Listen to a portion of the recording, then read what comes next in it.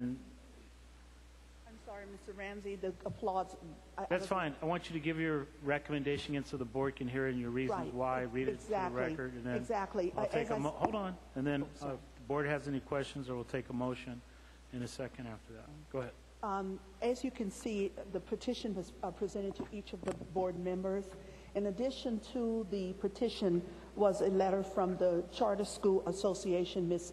Guneri Nunn made a presentation, and she at the last board meeting, and she specifically highlighted the API growth of West County over the last 3 years, where the target was 50 points and West County scored 29.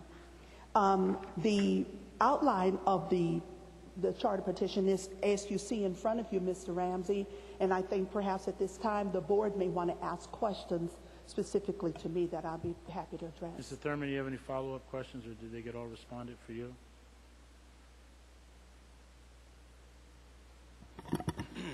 I do have questions, because it's very complicated, and the last thing I ever want to see is a disruption in any school.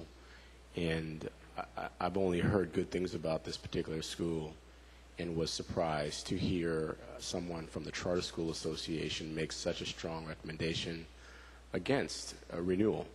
And I have struggled with that ever since, as I'm struggling sitting before everyone here now. I want to acknowledge the school first for what I heard as a consistent theme, creating a community and a place where people can get an education without feeling that their safety is in question. That's critical, and I think every school district needs to look at those things. What I'm struggling with is I don't want to ever say, I don't want to go to bed at night thinking, did I suggest that kids could get less than the best education, but they got safety? Because I want both. And so tonight, I am not in any position to grant a conditional approval. I think that there is room for dialogue. I would absolutely support the request for more time, not to provide documents per se, but to hear the school staff say loudly what will happen to make sure that kids are getting the best education. I need to hear that, because if I don't, I can't make a decision based on a sentimental reason that I think it's a good community. I love that, but I've got to be able to say it's a good community and kids are getting the best. Because right now in this country, kids don't get the best. So I do have questions. You know, I heard from board members. I love the board involvement. I love the student involvement. I want to commend every student who spoke. I was very impressed by what you said. I don't understand the school structure. I want to hear, is there a principal? I heard from the educational administrator, said some good things, but is there a principal? Are teachers credentialed? How does the school keep in track with state standards? I mean, these are the things I need to hear to have confidence that I'm not voting with my heart, but I'm voting with my heart and my mind, and that kids are getting the best education. So my first question is there a principal to the school? There's an educational leader that's there, but not necessarily a principal. Is there an additional leadership structure, or is it just that position is the leader of the school? There was previously an education administrator, and Ms. Jimenez can assist me, or, yeah. Mm-hmm. Thank you for the question. A very good question. So the formal organizational structure is that we have two directors side by side, an educational director and an administrative director. And so we acknowledge, and that's a few of the findings show that on an administrative side, we have shortcomings. And so we have decided to not renew the contract of our current administrative director, and we are in the process of finding a new administrative director to strengthen that part of the organization. And we are also, and that's the current discussion we're having in the board, I'm very frank with you here, is that we may actually choose to rearrange this side by side to a single principal. So either the educational director and or the administrative director taking on the principal role. I appreciate your candor. I do. Thank you.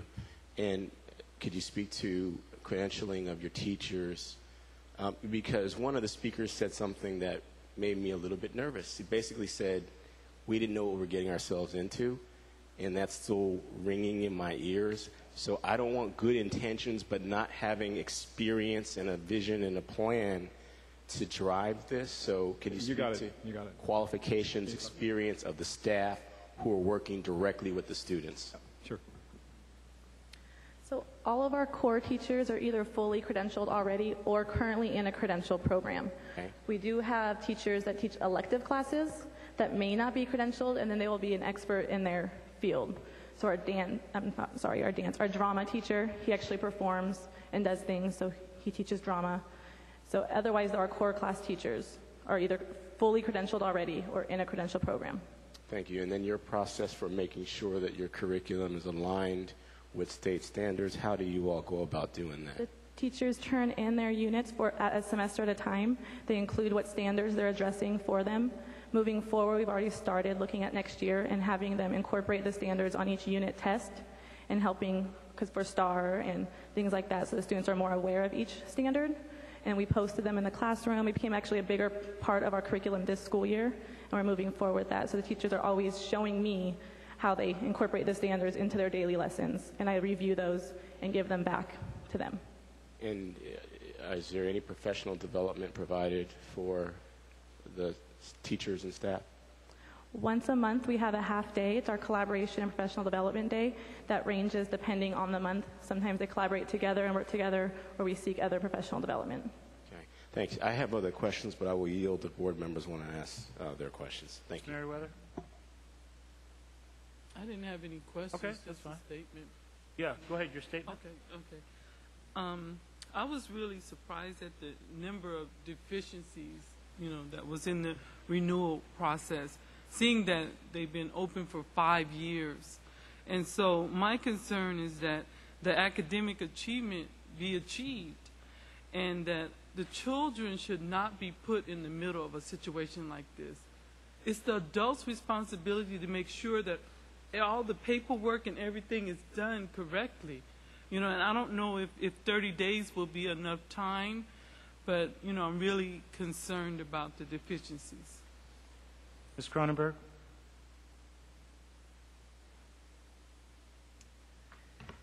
I did visit the school. You know that, those of you at the school. Because it was very important to me to understand what was going on. And I was tremendously struck by what you have created in terms of an emotionally safe culture. And you have that. There's no question about that. And so the 5 years that you've had, Mr. Einhorn started it, and for those 5 years you were incredibly successful at growing that. But Mr. Einhorn said it. You were in over your head with the rest of it. The fact that you've taken this role on since January shows me that we really haven't had an explanation of what went on all those other years and what it is that you analyzed there and drew as a conclusion, well, here's what we're going to do next. The fact that we got the response to something that was published, certainly in the agenda, and certainly you had a copy of before 4 o'clock this afternoon. The response I got was at 4 o'clock this afternoon. That disappoints me. I don't think that the effort that has to be made here to give these children you're giving them everything they need emotionally, but you're really not giving them, and I don't see a plan to give them what they need academically. And the reason that a charter school was started 5 years ago was that you promised in the next 5 years to develop a strong academic and emotional community. And you didn't make it as far as the academic part goes. So I'm not confident that 30 days will make a difference. I didn't hear a strong plan. I don't see a plan. I see a lot of legal terminology. I read it. I was home at 4:15 when it came, so I read it. So I don't know that every other board member did, but I did. And because I was looking for what your solution was. And what I saw were a lot of, what I didn't see was the plan I wanted to see. I saw a lot of machinations and almost excuses in certain respects, and confusion around language, what's reasonably comprehensive and what's not reasonably comprehensive. When really our problem here is that these children are not succeeding the way the original petition said they would. That's the problem. And if we grant an extension, what happens then is that we push everybody forward without actually having a plan in mind and having a team, and you're still looking for somebody and we're not really sure, and you're sort of still sounding to me like you're in a little over your head. And I think that what you can learn from this is, I think there's a lot of things that can be learned from this, but one of them is, for me, that my job is to do the right thing for these kids. And the right thing for me as a school board member is to make sure they get an academic future, and that that's provided for them. And I don't see that being provided at this school at this time. Mr. Medrano? I was startled by the last meeting when the California Charter School Association came to us and said, we've identified 11 schools for renewal, but the West County Community High School does not meet the minimum criteria for renewal. That struck me in the last meeting. Also, the fact that we get a document in response to our critique at 4 o'clock in the afternoon. I left home today at 8 o'clock in the morning. I don't get home till after the meeting tonight. I just got it here. It's a little bit late for that. I'm also very concerned with the lack of an academic core. Reading on page 135, proposed effects, findings of fact, it says underperformance by most students, and in particular English language learners and minority students. Their lackluster academic performance. That concerns me. And also on page 134, the charter school's fiscal status is of concern. Just your financial stability is worrying to me. I appreciate the students' honesty in coming forward and saying, I feel safe, and that's fine. We want all students to feel safe in all of our schools in the county. We have Vista, which is a small school in our district. That's small, very small, that some of these students could go to if they wish. And there are other charter schools in our district that they may want to apply to. But the lack of the academic core, the English language students, concerns me. Also, Ms. Jackson, Yes? when did they receive their criteria for renewal? How long did they have between when they first got the criteria, you need to fill out this, this, and this? How long did they have? That was at least a year prior to my retirement. Well, a year, dear Lord, should be enough to gather the data. And I keep on seeing in their response, give us more time and we'll get the data. Give us more time, we'll do this. Give us 30 more days and we'll do this. If they've had 1 year to gather all the data, what happened in that 1 year? Was it loss of administrators? Was change of teachers? This new principal or whatever her title is came in halfway during the year? So the consistency and the academic core is simply missing, and that disturbs me a lot. Thank you. Mr. Thurman, did you have any final questions? Thank you. I'll just pick up on the financial standing. There was a reference in the report that the school had assigned its receivables to a charter school statewide entity. It wasn't clear what that means, but the implication is that the school could not pay its bills. And I just want to ask, what is the financial standing? Is the budget balanced? And if you've got a deficit, what is the deficit and your plan for raising the funds to close the deficit? As you know, that the petition that is presented to the staff allows only what we see. The budget was not fulfilled enough, Mr. Thurman, for us to make any type of determinations as to what was held. So then I would direct that question to the educational director and the board president. Is your budget balanced? If there's a deficit, how large, and what's your plan to raise the funds to close that gap? And when it references assigning your receivables to this charter school state entity, what does that really mean? Was it like was it like what happens in districts when they don't have enough money? The state basically gives you a loan, and then they sort of, was it like that? Thank you for that question. I'm going to give you Suzanne Kemp. She's our treasurer. She knows the details around the financials. Okay. Sure. Thank you. So what we have is the deferrals that the state has given our school. And so in order to measure the gap in between of receiving our funds, that's why we've applied this. But so financially, we're sound. The issue is that there was a deferrals from the state. We're hoping that by August, everything will be caught up and we'll be on an even plane. So did you have to get a loan from this statewide entity? Is that what that means when it says the receivables were assigned to? Correct. So you had to get a loan in order to operate, or? That's correct. Okay. What was the size of the loan, if I may ask? In the terms, it was $150,000. $150,000? Mm-hmm. What's the size of your overall operating budget?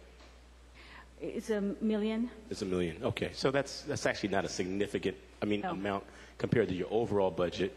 But so of the $1 million, how much of there are you projecting deficit for this coming year, and what are your plans or strategies for fundraising to close that gap? As I said, by August we should be on an even plane. We should have our money from the state, and then we'll be even. We do have a lot of fundraisers all year round of all certain types. They're probably documented in the papers that you received. So it's a collaboration of our families getting together for selling things, concerts. We have family events. I do want to say one thing.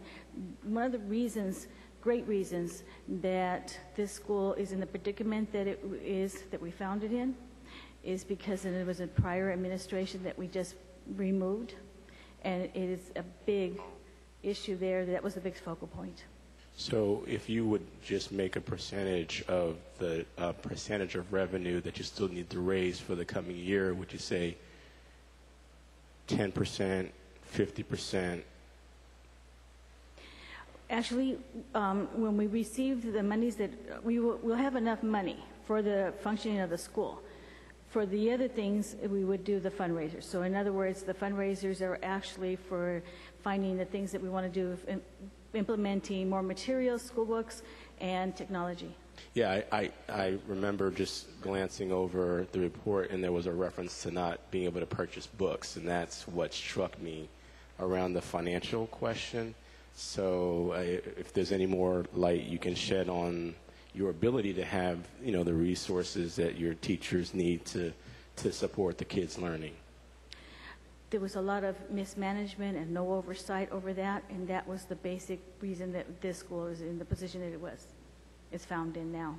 Understood. So you're saying, so for going forward, you've got the financial resources to purchase your educational materials and to pay your payroll and your teachers and your staff to educate the kids.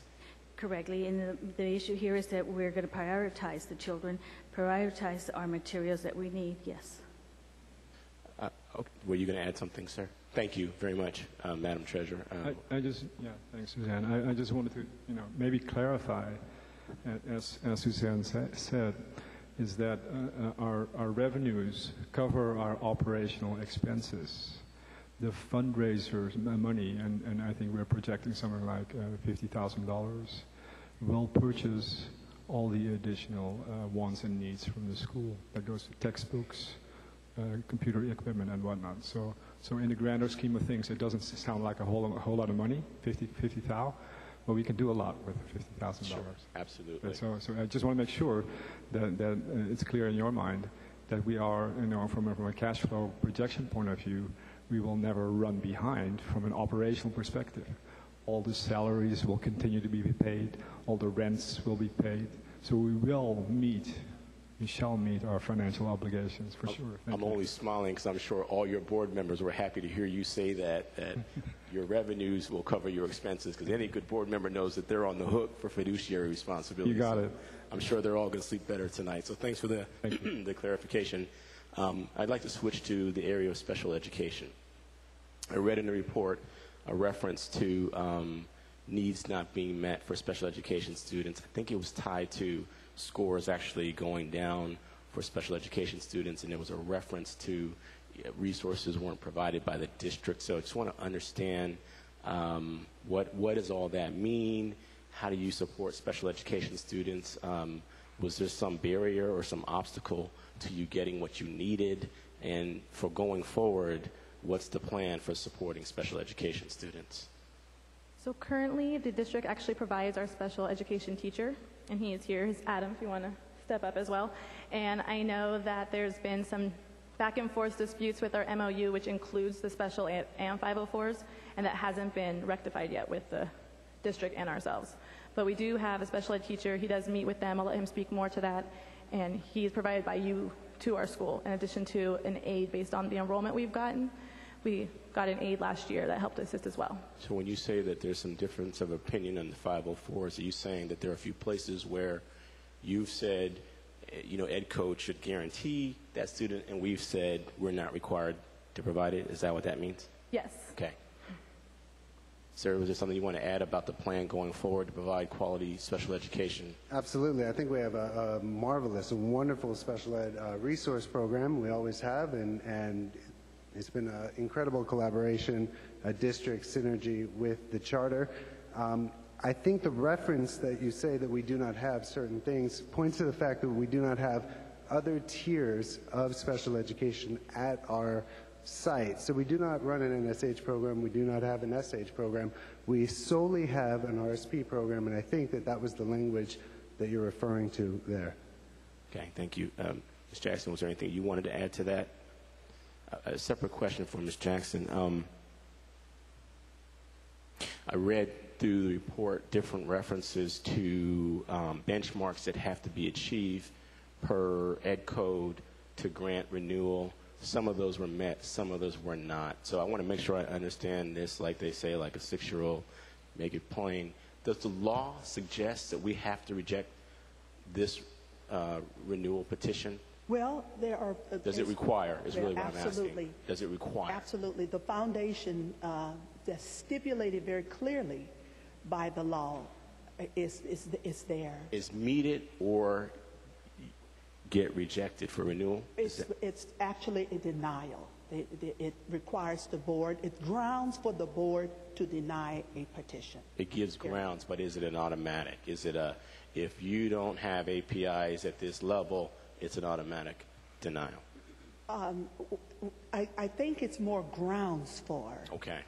It's grounds for that. So there's but I need to also say that because the state has rested an encumbrancy upon the board to ensure that the children are being educated, it has outlined these particular stipulations, and it's depending upon your expertise to be able to follow thusly. I think as you just described it, and as I sort of fumbled around the references in Ed Code, I think it's saying that it gives the board some discretion, but it's sort of a tricky situation. It's sort of like saying the board could make a decision to say, grant you kind of a probationary year, even though scores were not what you projected, which is a very slippery position, but yet one that could be supported in law, and as opposed to disrupting a school. Absolutely, yeah. But ultimately, as I said before, I want this to be about what's best for young people, and not sort of just based on sentimental or heart, but also sound educational practices. So I have one final question to the school team, probably to the educational administrator. My guess is that a lot of this is going to fall to you. There were a lot of things in the report that were referred to as not having been provided answers to. Everything from the number of certificated staff, to how at-risk students would be served, to how special education and English language learner students would be served. So it raises the question that if extension of time was provided. Can you all provide that? And I guess I'm asking you because I'm assuming that it's going to fall to you to provide it. I can answer that yes, it would be provided. I've actually already collected a good majority of that material since I've seen the report over the weekend and got things from my teaching staff, information I needed. I got all the stuff kind of put together in a binder. A good majority of it's already done as far as the educational part goes. And I know there was a lot of questions about the education in the recommendation, and that stems from the idea that our mission is about this idea of community, but doesn't mean it takes away from their education. We do seek all of our classes to get UCOP approved, in which they are, which is why our students are able to go on to four-year colleges. The teachers do teach to the standards. Our average class size is 17 students for the one teacher, so they get a lot of one-on-one attention. So I don't want there to be this idea that there's not this academic rigor at our school, because I think it very much is there. It's just sometimes on the back burner, because what we usually foremost and put forward is how we're different. And the ways we're different is through the idea of community. But that doesn't mean that education is not there. It does not mean education is not still 100% just as important. Thank you. Mr. President, I'm prepared to make a motion for the board's consideration, unless someone wishes to ask other questions or discussion. Well, I haven't spoken, so, I mean, I'll let you make a motion. I'm going to support staff's recommendation. And I feel that I was actually on the board when this petition was submitted. I voted for it. And it was with the expectation that a lot of the innovation that we were expecting to see to come to West County would happen. That didn't, and I just want to thank everyone for their candor about what they're trying to do. But for me, the reality is if something hasn't worked, and it hasn't, and I heard the word mismanagement, that's bad. I heard that from the voices of the petitioners. When I hear we were in over our head, we were inexperienced, that means that it's not wise to continue down that path, but to take a step back. It's not about the adults, it's about the kids. And say, look, how can we sit down, look at what we need to do, and come with a new petition, with a new board, with a new start, with new confidence from our own selves. And that's how I see it. I don't see this as a defeat. I see it as an opportunity to say, okay, let's put this West County Community High School to bed. We learned a lot from that. Let's start with a new team, give it some time, and put it together. Everybody will be okay. But we need to put this to bed. So I'm going to support staff's recommendation as stated. But I'm going to defer to Mr. Thurman. If he has something different, if not, I'm going to make this motion unless he has something different. Well, I'm going to support this, but I'll hear what you have to say, because I think it's time to put this to bed. If there's a second 2 years, that's fine. But I've heard from Board Member Cronenberg. She's persuaded me. I've heard from my staff. I've heard from Ms. Merriweather. They persuaded me. I think that the academic program has to be part of it, and it's not. It's just not. And so I'm going to make sure that staff's 1 and 2 is what I'm going to, and then they can start new, but I'm going to defer to Mr. Thurman and see if we can get a second. But I'm going to stick with the language of this. But Mr. Thurman? Mr. President, actually, I do agree that there is seriousness of the concerns that's been articulated. I think that has to be stated at the outset. There's because of the gravity of the situation and it will have far-reaching implications. I could support the idea of at least the school having time to present their responses and to give full transparency of what the problems have been, whether they be financial or other. I really feel the seriousness of the concerns that have been raised, and they do raise questions. I have to be honest, they do raise questions about the viability of moving this thing forward. But purely because, I am only seeing the response today, like many of the board members have said. I spent my entire day supporting family because somebody was in a surgery today, so there's no way I would have seen anything that got delivered, this morning or just now. out of fairness to the applicants, I'd be willing to hear your responses. It may not sway me, but I'd be willing to hear them. I'd make a motion that the school be given the opportunity to answer the questions and give full transparency about what has led to these problems and what is their plan for righting the ship going forward. Mr. Madrano? That's why I initially asked Ms. Jackson, how long did they have to prepare this report? It's been 1 year, am I correct in that? So 1 entire year. Even with the presentation of the MOU to be signed was during the time that Manzanita and Yeah, Richmond I remember. College Prep was signed.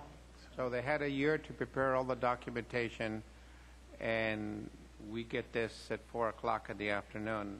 It's simply, I'm sorry. No, ma'am. So, She was asking staff a question. thank you, Ms. All right. Jackson. Is there a second to Mr. Thurman's motion?